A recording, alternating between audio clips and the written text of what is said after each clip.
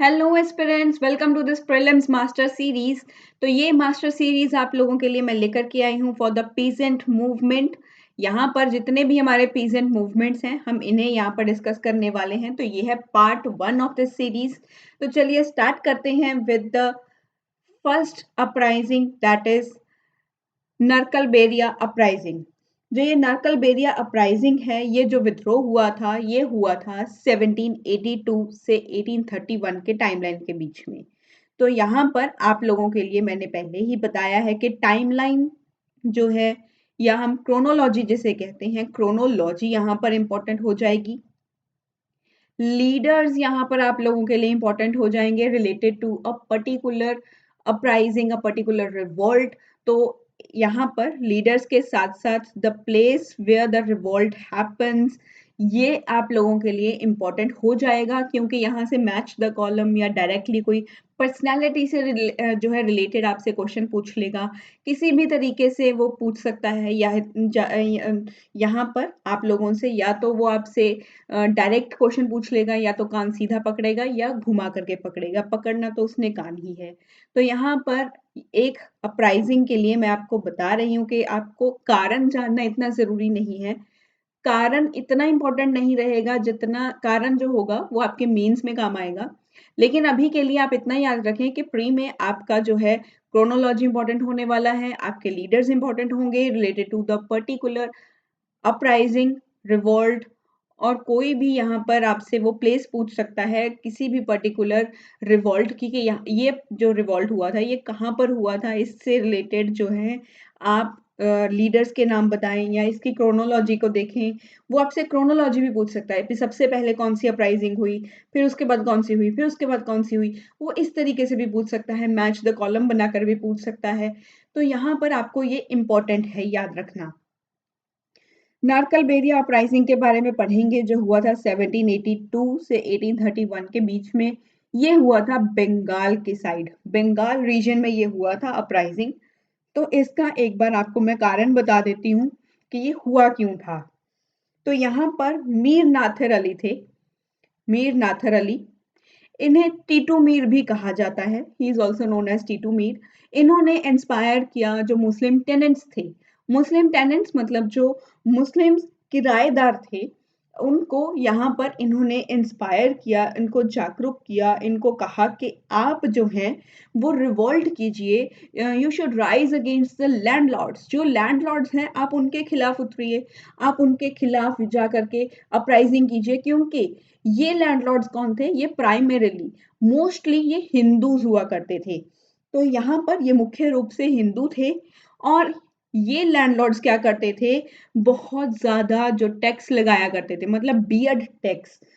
एक जो मुस्लिम्स हुआ करते थे, फरहजीज जो थे, फरहजीज को जो है ये और कोई नहीं, ये मुस्लिम्स ही हैं। इनके ऊपर ये हिंदू लैंडलॉर्ड्स बियर्ड टैक्स लगाते थे कि आप लोगों ने ये बियर्ड रखा हुआ है, ये मुस्लिम्स की जो दाढ़ी होती है आपने देखा होगा ना कि वो किस तरीके से होती है। तो आपने ऐसी दाढ़ी रखी हुई है, आपके ऊपर टैक्स लगाया जाएगा। तो ये इनको पसंद नहीं था। ये इन्होंने हिंदू लैंडलॉर्ड्स ने इनके ऊपर बियर्ड टैक्स लगा दिए थे। तो ये कहते थे, नाथर अली कहते थे कि आप इनके ऊपर जो है जो है रिवोल्ट कर दीजिए, इनका विद्रोह कीजिए। तो ये अच्छी चीज नहीं है, इनके इनका टैक्स लगाना वो अच्छी बात नहीं है। तो आप जो है इनके अगेंस्ट जा करके आप रिवोल्ट कीजिए, विद्रोह कीजिए। और ये कहते थे, मीर नाथर अली ने कहा कि जो ब्रिटिश जो यूज कर रहे हैं इंडिगो प्लांटर्स, जो इंडिगो प्लांटर्स की ओर यहाँ पर ये जा रहे हैं। ब्रिटिशर्स जो थे वो इंडिगो प्लांटेशन की ओर ज्यादा जोर देते थे। The Britishers emphasizes to grow indigo. तो वो इंडिगो को ग्रो करने के लिए ज्यादा बोलते थे।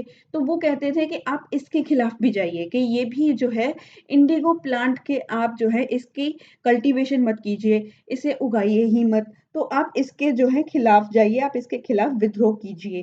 तो यहाँ पर इन्होंने इनके खिलाफ विद्रोह करने के लिए मीर नाथिर अली ने मुस्लिम टेनेंट्स को जो है प्रेरित किया था। आगे अगर हम इनके बारे में देखें, it is often considered the first armed pheasant uprising. तो ये इसे हम ऑफनली मान सकते हैं कि ये पहला आर्म्ड पीसेंट रिबेलियन था, अपराइजिंग था विच वर अगेंस्ट द ब्रिटिशर्स। तो इस रिवॉल्ट का जो है यहाँ पर ये रिवॉल्ट जो इवॉल्व हुआ था इनटू अ रिलीजियस कॉन्फ्लिक्ट। अब ये रिलीजियस कॉन्फ्लिक्ट कैसे बना? हिंदूज कौन थे? हिंदू लैंडलॉर्ड थे, लैंडलॉर्ड हिंदूज थे, और इन जो है किराएदार कौन थे? वो मुस्लिम्स थे। इन दोनों के बीच में झगड़ा हुआ, इन दोनों के बीच में विद्रोह होना स्टार्ट हो गया।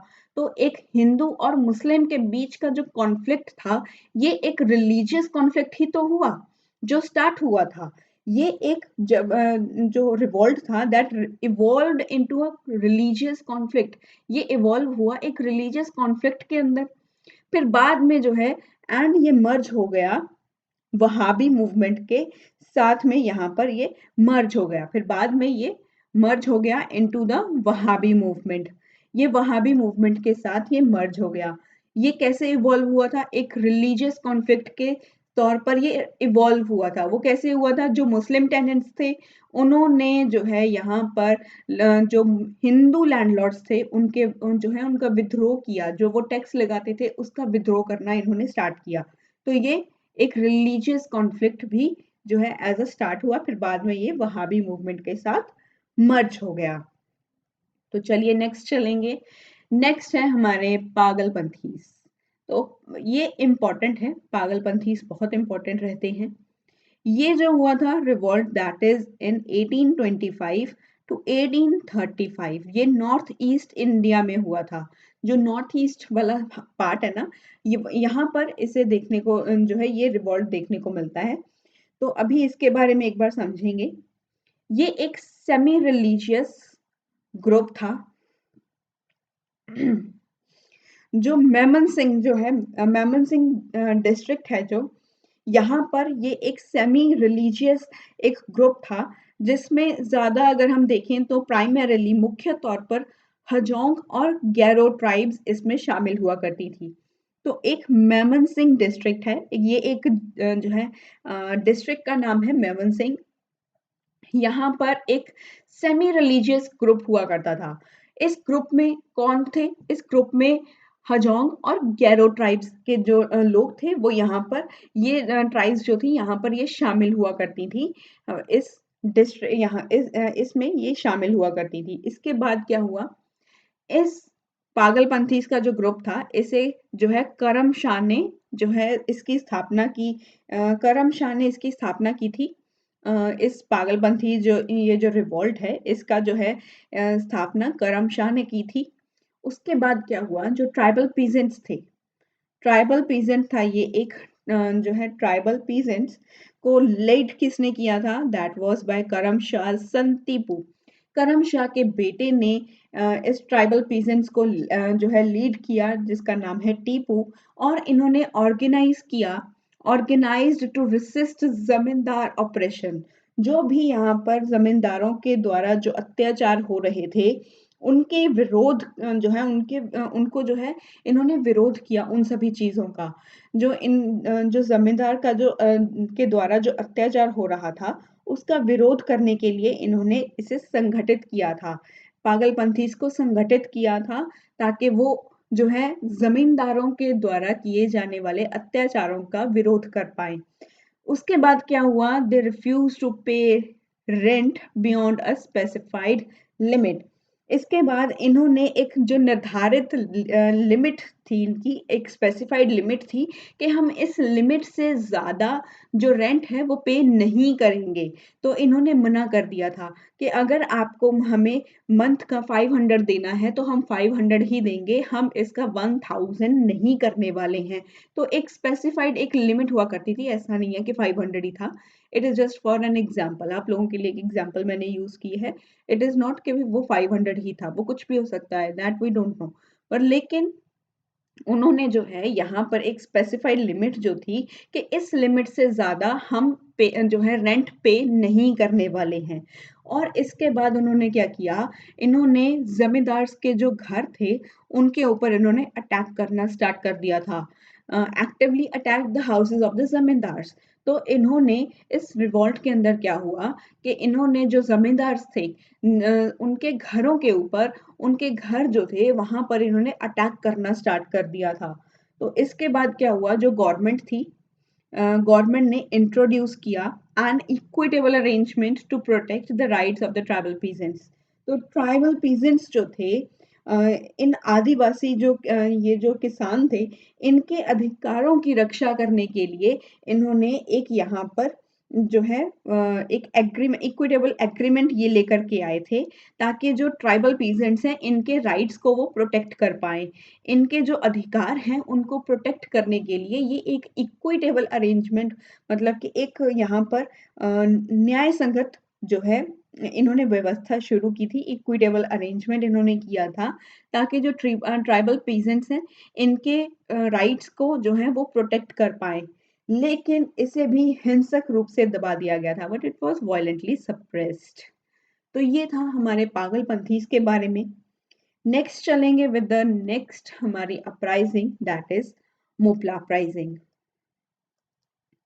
नेक्स्ट है मोपला विद्रोह या मोपला अपराइजिंग। तो ये जो हुआ था दैट इज इन 1836 टू 1854 के बीच में हुआ था।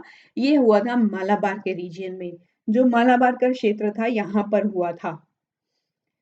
तो 22 रिबिलियंस हुए थे ड्यूरिंग दीज ईयर्स। इन सभी जो है ईयर्स के अंदर 22 जो है यहाँ पर विद्रोह हुए हैं, 22 रिबिलियंस हुए हैं। That is not very much important, लेकिन हमारा जो कॉज है हम उसे देखेंगे। कॉजेज इंक्लूडेड, इसका कारण क्या था? इसके कारण में हम इंक्लूड करते हैं हाई रेवेन्यू डिमांड। कुछ हाई रेवेन्यू डिमांड्स हुआ करते थे।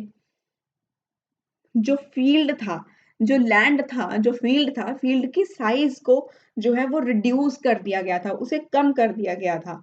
मतलब कि जो फील्ड्स थे जहां पर खेती की जा रही थी, उन साइज, जो फील्ड्स थे उनके साइज को इन्होंने रिड्यूस कर दिया था।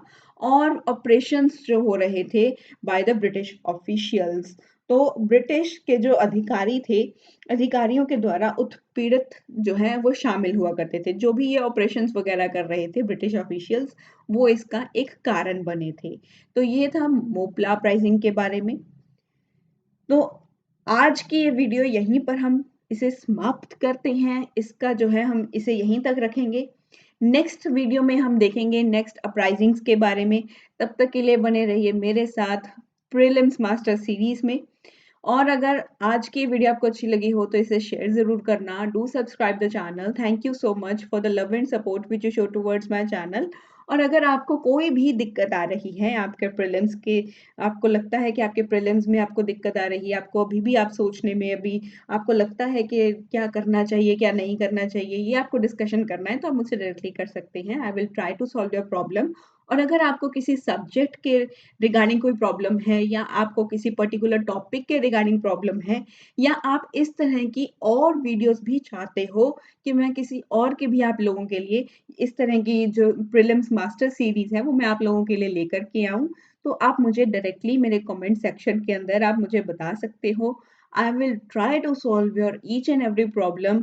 एंड आपको जो है मैं एक बेस्ट विशेस भी देना चाहूँगी, ताकि आपकी जो ये जो प्रीलिम्स की जर्नी है ये अच्छे से जाए और आप अपने प्रीलिम को क्लियर करें, इसे जो है क्रैक करें अपने 2026 के टारगेट को। And you definitely become an IAS officer in this year itself. Thank you so much once again. Keep learning and keep motivated.